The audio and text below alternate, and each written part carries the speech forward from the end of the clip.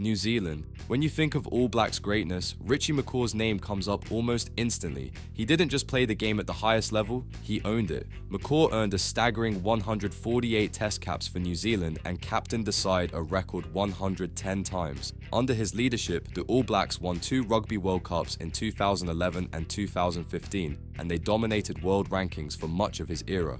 But what made him New Zealand's GOAT wasn't just the flashy tries or viral moments, it was the sheer consistency and leadership he brought to every game. As an open-side flanker, he was always in the thick of the action, contesting breakdowns, making crucial tackles, and somehow popping up in key moments when New Zealand needed a spark. He had a way of staying calm under pressure that lifted the entire team. 3-time World Rugby Player of the Year, and widely respected even by rivals, McCaw redefined what it meant to be a complete rugby player. For New Zealand, he's not just a legend, he's the standard, and honestly, no player has ever come close. Australia. David Campese, or Campo as fans and teammates call him, brought a different kind of magic to the field.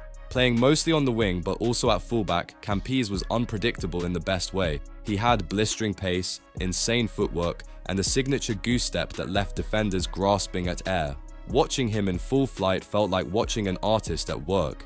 He was a key player in Australia's 1991 World Cup winning team and still holds the Wallabies record for most tries scored in test matches with 64 tries in 101 test matches. But numbers alone don't tell the story.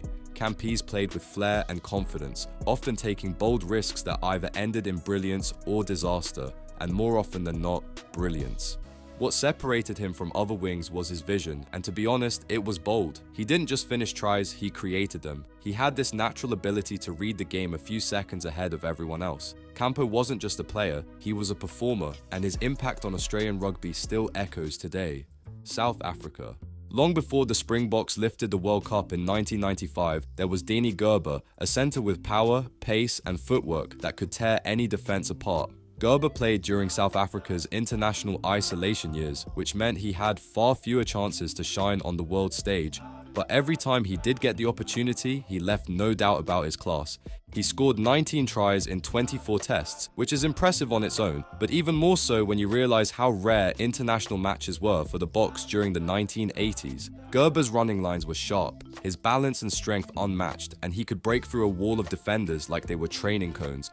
Opponents respected him, teammates adored him, and to this day, many South African legends still call him the best player they've ever seen. Even with all the modern stars South Africa has produced, Danny Gerber's legend holds firm, rooted in raw talent and sheer impact. England. Jonny Wilkinson is undoubtedly England's GOAT. This guy didn't just win England a World Cup in 2003, he kicked the ball into history. That left-footed drop goal in extra time against Australia instantly became one of the most iconic moments in rugby. But Johnny's greatness goes way beyond that single kick.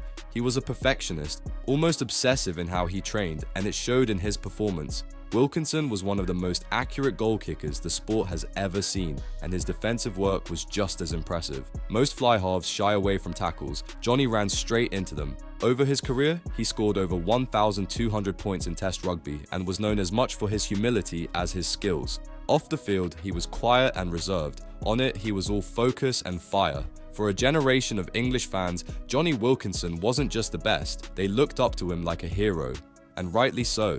Ireland. If you grew up watching rugby in the early 2000s, Brian O'Driscoll was the Irish player you couldn't take your eyes off. He wasn't just a world-class centre, he was the heart of Irish rugby for over a decade. O'Driscoll had the complete package: brilliant footwork, sharp game sense, tough-as-nails defence, and expertise for turning up in big moments. From his famous hat-trick against France in 2000 to his leadership in Ireland's Grand Slam victory in 2009, O'Driscoll never let the green jersey down. He captained the national team 83 times and wore it with pride for 133 test matches, scoring 46 tries along the way.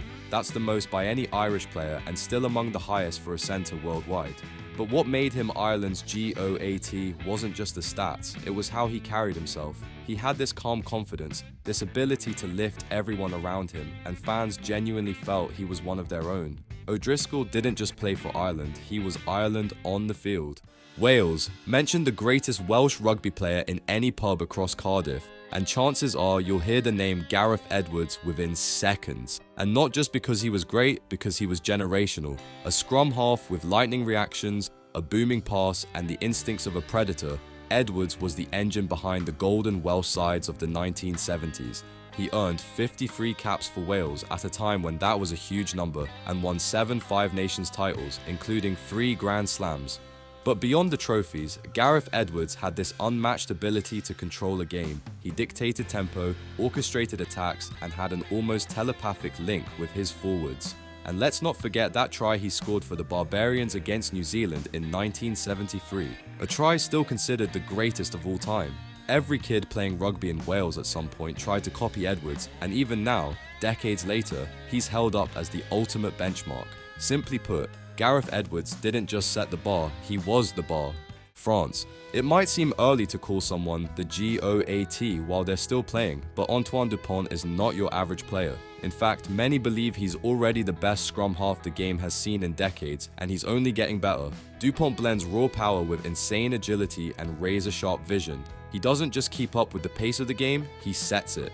Since breaking into the French national team, Dupont has completely transformed how France plays. He was instrumental in their 2022 Grand Slam win and has already been named World Rugby Player of the Year. What makes Dupont unique is how often he creates something out of nothing.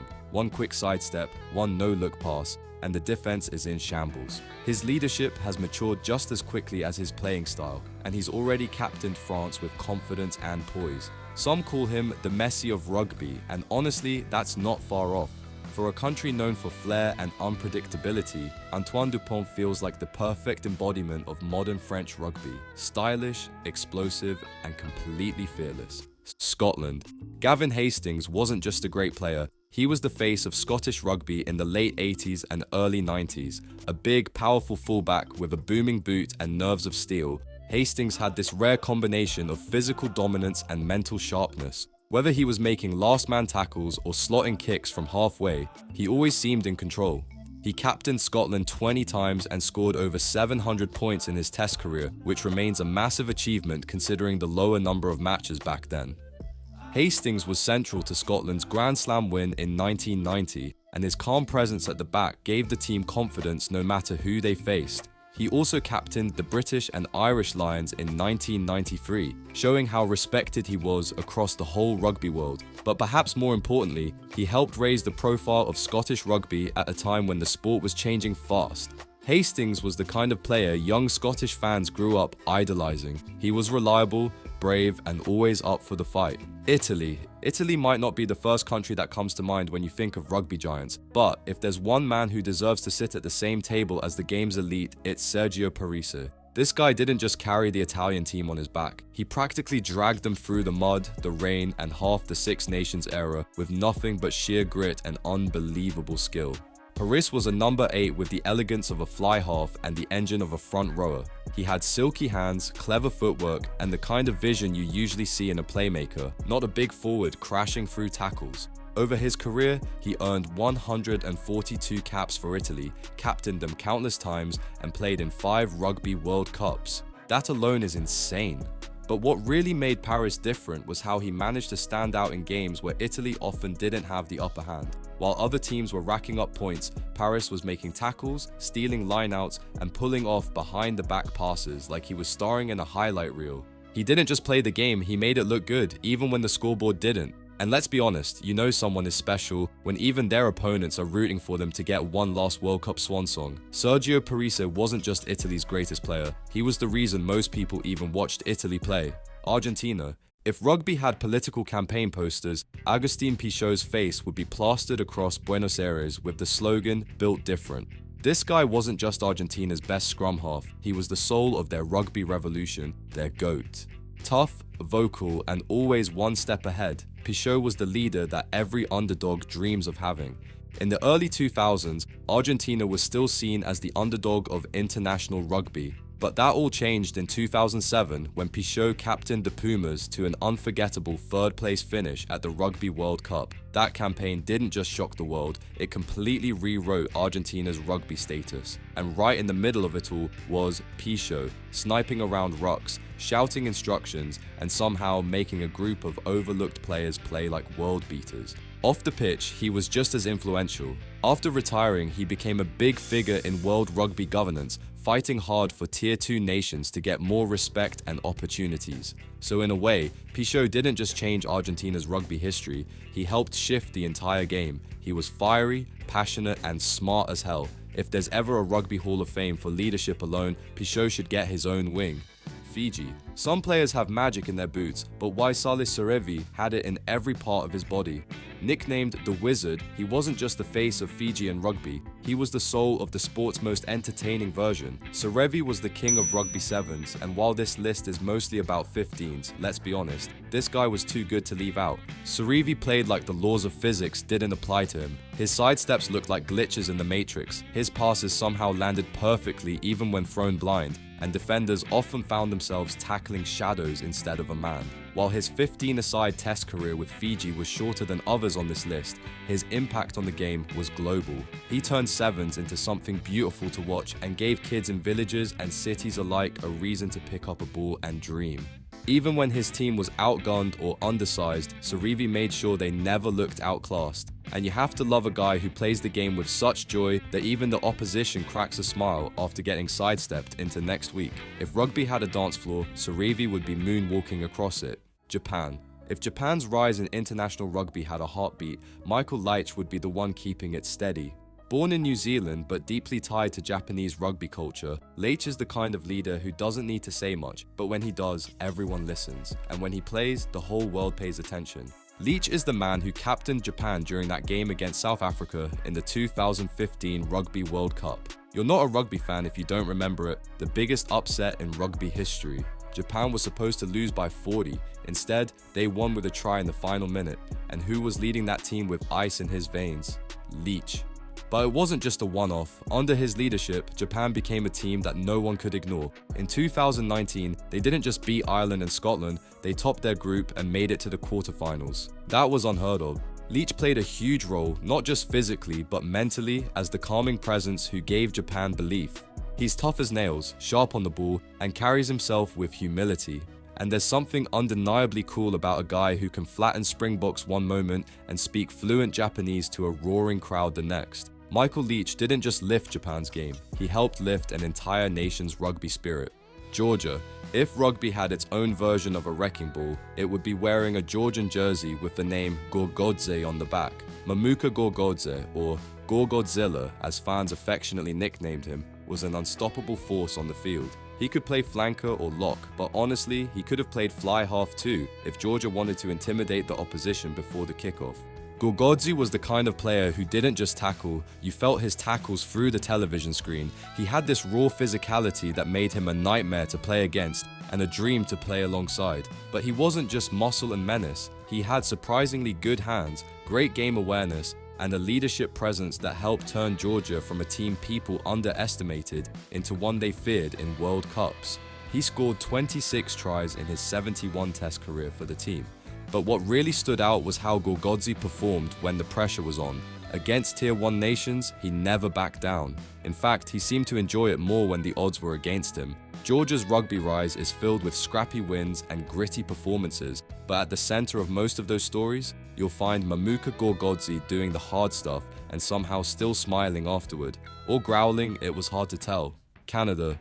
Al Sharon is one of those rugby players who seemed like he was built in a lab specifically for forward domination. Standing tall, broad-shouldered, and full of grit, he played lock, flanker, and number 8 for Canada and made every single minute count. If rugby was a blue-collar job, Al Sharon was the foreman, the workhorse, and the guy who never clocked out. Sharon earned 76 caps for Canada back when international matches weren't nearly as frequent as they are today. That makes his longevity even more impressive. He captained the national side at multiple World Cups and was the kind of leader who led with action rather than speeches. You wouldn't catch him throwing dramatic pre-match talks, he'd just run out there and hit everything that moved. He had a reputation for being tough, honest, and relentless, and if you ever watched him play, you could tell how much pride he had in the jersey. Whether they were playing a fellow Tier 2 side or getting thrown into a match against the All Blacks, Sharon brought the same intensity every time. He's the kind of player Canadians point to and say, that's how you play the game, and no other Canadian player has come close to date. United States. Now, when you think of American rugby, you might not expect a front rower to top the GOAT list, but Mike McDonald earned his spot the hard way by scrumming down, hitting hard, and becoming the most capped USA Eagle of his era. And let's be honest, there's something kind of perfect about the most American of rugby players being a giant prop with a motor that never stopped. McDonald played in 3 Rugby World Cups and earned over 60 caps, making him a cornerstone of USA rugby during the 2000s. He wasn't flashy, but he was effective. The kind of player who wouldn't say much during the game, but who'd be the first one off the floor, ready to go again. He brought stability to a side that often had to scrap for momentum, and he did it with quiet confidence and a whole lot of grit. And just to make sure you know he was more than just muscle, here's a fun fact. McDonald became USA's all-time leading try scorer in Rugby World Cups as a prop.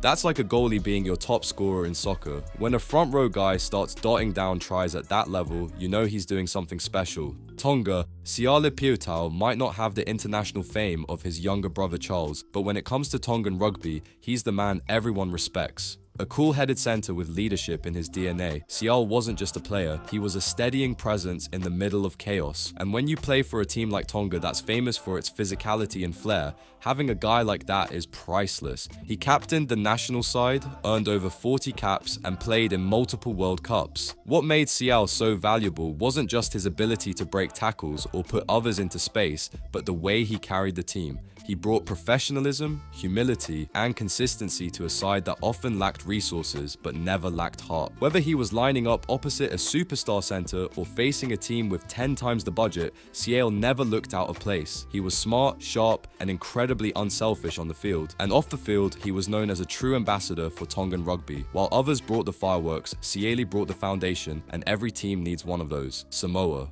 There are leaders, there are legends, and then there's Peter Fatialofa, a man who was all 3 rolled into one very powerful Samoan package. He wasn't the tallest or flashiest, but when Fat stood in front of his team as captain during the 1991 Rugby World Cup, you just knew something special was about to happen.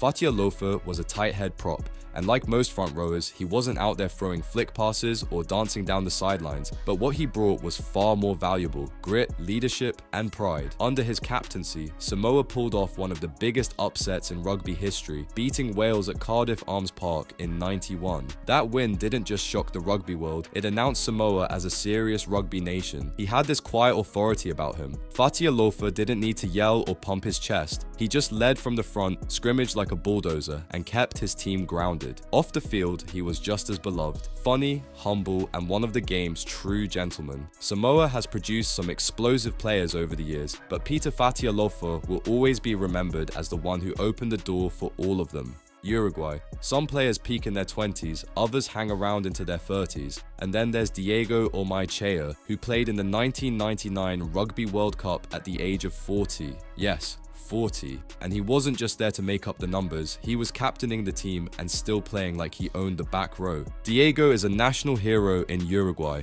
As a number 8, he had this unshakable presence. He didn't rely on flash or speed, he relied on reading the game, positioning himself perfectly, and always being in the right spot at the right time. He was like a rugby GPS, always tracking, always connected, always on. But what really cements Ormaechea's status as Uruguay's GOAT is how much he did for the sport off the pitch. He helped build the game from the ground up, even serving as coach after retiring. Uruguay's steady growth and its hard-earned place at multiple World Cups can be traced directly to his influence. The guy was basically rugby's version of a national treasure, and if you can still dominate international scrums at 40, you've earned that title and then some.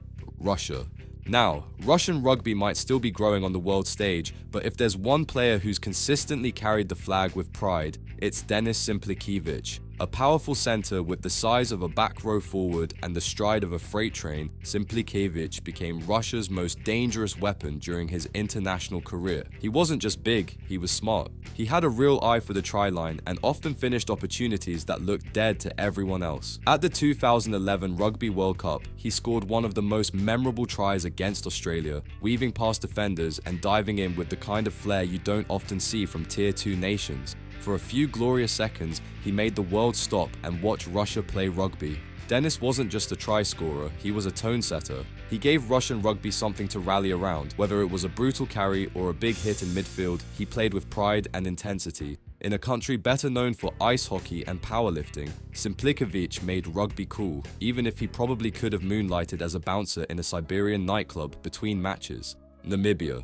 If rugby gave out awards for controlled chaos, Jack Burger would have a whole shelf full of trophies. This man didn't tackle players, he launched himself at them like a human missile. A flanker by trade and a warrior by nature, Burger brought a level of fearlessness that made fans respect Namibia, no matter who they were playing. He rose to international recognition, not just with Namibia, but also during his time with Saracens in the English Premiership, where his tackling stats bordered on the absurd. In one World Cup game against Georgia in 2015, Burger made 28 tackles. You hear that right? 28. He literally spent 80 minutes smashing bodies and still looked like he had more in the tank. For Namibia, he was their spiritual leader, their Iron Man, and their statement to the world. We may be small, but we will absolutely ruin your weekend. Burger gave everything in every match, and it showed. Whether Namibia won or lost, you could count on Jacques Burger to walk off the field covered in mud, sweat, and bruises, usually with someone else's number imprint on his shoulder.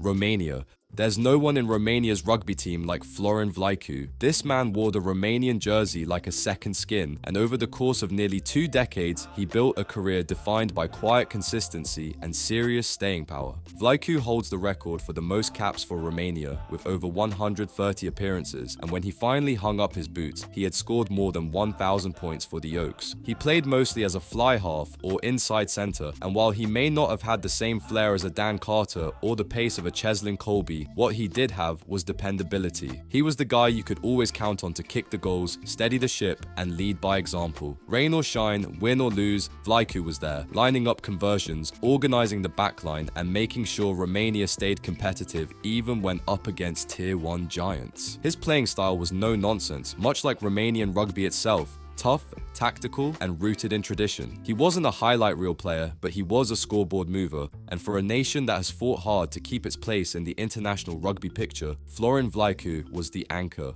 The kind of player who may not always make headlines, but who every coach dreams of having. Romania's rugby story in the 21st century can't be told without him, and frankly, it shouldn't be.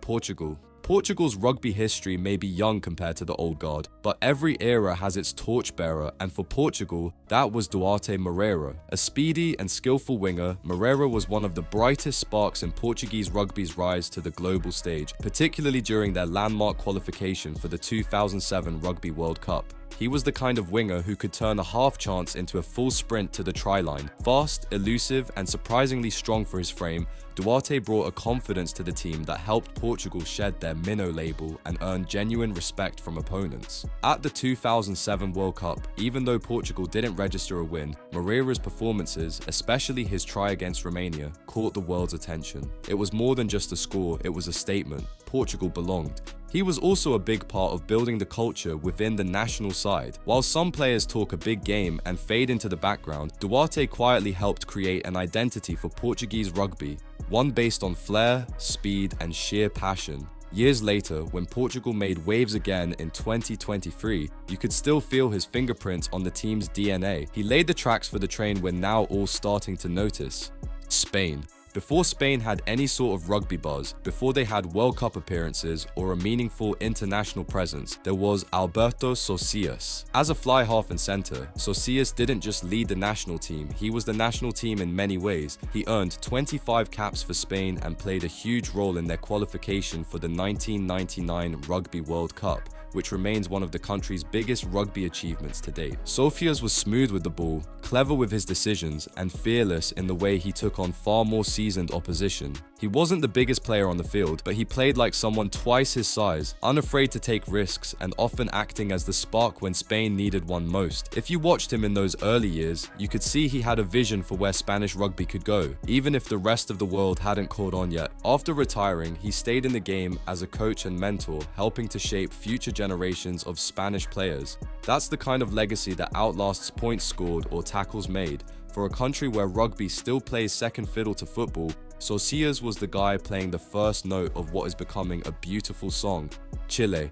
Martin Segrin is the face of Chilean rugby's biggest leap forward, and what makes it even more compelling is that he didn't just lead the team, he carried them into the history books. In 2022, under Segrin's captaincy, Chile qualified for their first ever Rugby World Cup. That's not just a milestone, it's a miracle considering the lack of resources, infrastructure, and exposure they were working with. Segrin is a flanker, and he plays exactly how you'd expect a man leading an underdog story to play. He's gritty, aggressive, and doesn't seem to know the meaning of the word quit. Whether it's a breakdown battle, a defensive stand, or a counterattack, he's always there, throwing himself into the action with zero hesitation. And when he leads the team onto the pitch, you can see it in his eyes. This isn't just another game, it's personal. What's more impressive is how he's grown off the field. He became a voice for Chilean rugby, constantly advocating for more opportunities and funding. He even took his talents abroad, joining professional clubs to sharpen his skills and bring that knowledge back home. His leadership helped unify a team made up of part-timers and amateurs into a World Cup-worthy squad. Martin Segrin's story is far from over,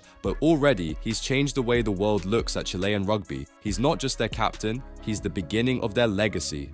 Germany. Now, Germany and rugby might not sound like a natural combo at first because most people think Germany is all about football, beer, and maybe some handball thrown in. But rugby's been slowly growing in the German sports landscape, and leading that quiet charge has been none other than Rainer Parkinson. Born in South Africa but of German descent, Parkinson brought with him not only serious skills as a fly half, but also the kind of rugby IQ that Germany desperately needed. He didn't just show up to play, he showed up to build, and that's exactly what he did. Over his decade-long international career, he earned more than 40 caps and became Germany's all-time leading point scorer, running the attack and keeping things steady with his reliable boot. What made Parkinson stand out wasn't just his accuracy or tactical kicking, it was how he anchored the team. He had the cool head needed to organize a relatively inexperienced backline, and he was the go-to guy when the pressure was on. More importantly, he was a link between rugby's heartlands and its emerging territories. Players like Parkinson don't just put a team on the map, they draw the first outlines. He wasn't flashy, but he was clinical. And in a country where rugby's still finding its footing, Rainer Parkinson will always be remembered as one of the men who gave it something solid to stand on. If you were to put these players side by side, which one would be the absolute GOAT? Let us know in the comments. Let us know in the comments below. And if you enjoyed the video, hit that like button, subscribe to this channel, and turn on the notification bell so you stay up to date with our recent posts. See you in the next video.